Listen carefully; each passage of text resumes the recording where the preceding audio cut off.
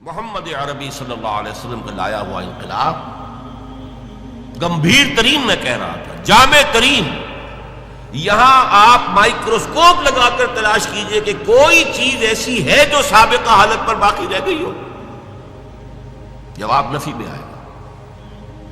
عقائد بدل گئے، نظریات بدل گئے، انفرادی شخصیتیں بدل گئی، اخلاق بدل گئے، شب و روز کے انداز بدل گئے، صبح و شام کا انداز بدل گیا، نشست و برخاست کے انداز بدل گئے، پھر سماجی نظام بدل گیا، سیاسی نظام بدل گیا، معاشی نظام بدل گیا. وہ قوم جس میں کہ لکھے پڑھے لوگ بمشکل انگلیوں پر گنے جا سکتے تھے، وہ علوم کی موجد ہو گئی، دنیا کی استاذ بن گئی. اس نے مشرق و مغرب سے علوم لیے، یونان سے بھی لیے اور چین اور ہند سے بھی لیے، انہیں ڈیولپ کیا، بڑھایا اور پورے عالم انسانیت کی طرف پھیلا دیا. یہ سارا کام انقلاب عظیم، گمبھیر ترین، ہمہ گیر ترین، جامع ترین انقلاب. تو چہ نسبت خاطرہ بعالم پاک، یہ فرانس کا ریولوشن کہاں کھڑا ہوگا انقلاب محمد صلی اللہ علیہ وسلم کے تقابل میں؟ مارس کا انقلاب کہاں کھڑا ہوگا انقلاب محمد صلی اللہ علیہ وسلم کی تناظر میں؟ نمبر 2،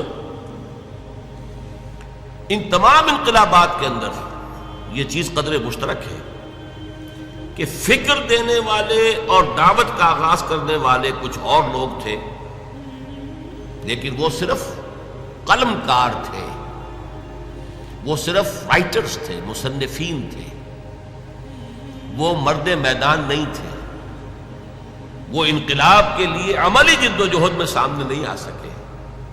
انہوں نے خود آگے بڑھ کر کوئی انقلابی جماعت نہیں بنائی، انہوں نے خود آگے آ کر انقلابی جو جد و جہد تھی اس کی قیادت نہیں کی. نہیں، وہ تو صرف پیپل آف دی ڈیسک تھے. انقلاب کچھ اور لوگوں کے زیر سرکردگی، کچھ اور لوگوں کی زیر قیادت، کچھ اور لوگوں کی رہنمائی میں وجود میں آیا. فرانس میں والٹیئر اور روسو مفکرین کی حیثیت سے، مصنفین کی حیثیت سے بہت اونچا مقام ہے، لیکن وہ میدان کے آدمی تھے ہی نہیں. یہی وجہ ہے کہ انقلاب فرانس جو ہے وہ بہت بلڈی ریولوشن کہلاتا ہے، اس لیے کہ قیادت کوئی تھی نہیں.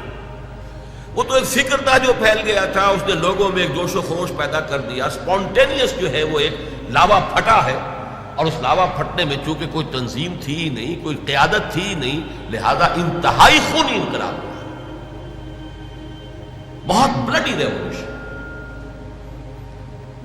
اسی طریقے سے ذرا غور کیجئے، روس کے انقلاب بولشوک ریولوشن کی بنیاد داس کیپیٹال، ایک کتاب، کارل مارکس اس کا مصنف اور اس کے ساتھ اس کا کو آتھر اینجلز، دونوں نے مل کر یہ کتاب لکھی ہے.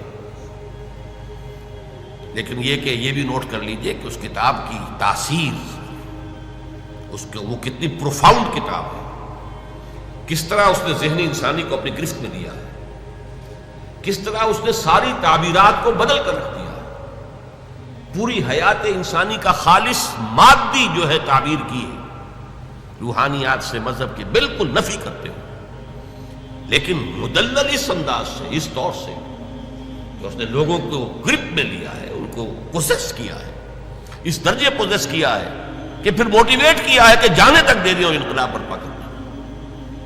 اسی لیے اقبال نے کہا ہے، نیس پیغمبر و لیکن در بغل دارت کتاب، کتاب تھی اس کے پاس. جیسے کہ آپ کو معلوم ہے کہ محمد عربی صلی اللہ علیہ وسلم کا انقلاب اگر اسے ٹریس کریں گے تو وہ قرآن کے ذریعے سے وجود میں آیا.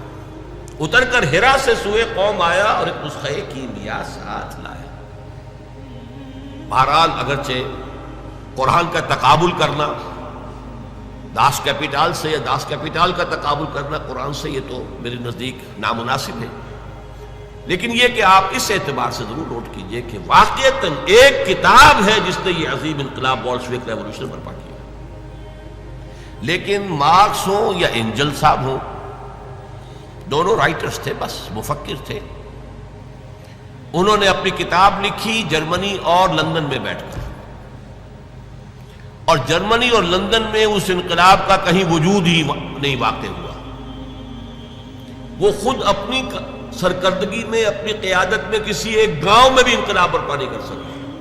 روس میں انقلاب آیا، بولشوک پارٹیز ان کے ذریعے سے، اور عین وقت پر چونکہ ایگزائل میں تھے، جیسے کہ خمینی صاحب ایگزائل میں تھے اور عین وقت پر آ کر انہوں نے جو ایران میں ہنگامہ جاری تھا اس کی قیادت اپنے ہاتھ میں سنبھال لی، اسی طرح عین وقت پر لینن آیا ہے اور اس نے آ کر قبضہ کیا ہے، ہائی جیک کیا ہے قیادت کو اور انقلاب برپا کر دیا۔ اس تناظر میں دیکھیے محمد عربی صلی اللہ علیہ وسلم ایک فرد واحد کی حیثیت سے اپنی دعوت کا آغاز کرتے ہیں، وہی فکر دینے والے، وہی دعوت دینے والے، وہی ہیں جو اسٹریٹ پریچنگ کر رہے ہیں، مکے کی گلیوں میں گھوم رہے ہیں، یا ایھا الناس قولوا لا الہ الا اللہ تفلحون، اسٹریٹ پریچنگ گلیوں میں، جیسے حضرت عیسیٰ علیہ السلام اسٹریٹ پریچنگ کرتے تھے۔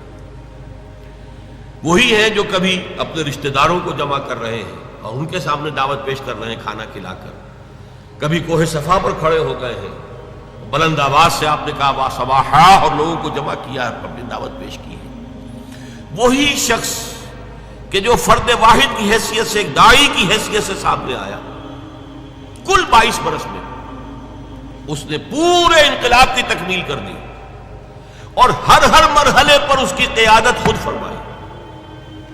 وہی اسٹریٹ پریچر، غزوہ بدر میں وہی کمانڈر ہے، غزوہ احد میں وہی سپہ سالار ہے، وہی اسٹریٹ پریچر۔ یہ جیسا کہ ڈاکٹر مائیکل ہارٹ کا میں نے حوالہ دیا، یہ نقشہ دنیا نے کبھی دیکھا ہی نہیں، کوئی اس کی نظیر ہے ہی نہیں، کوئی مثال ہے ہی نہیں۔ اسٹریٹ پریچرز ہی رہ جاتے ہیں۔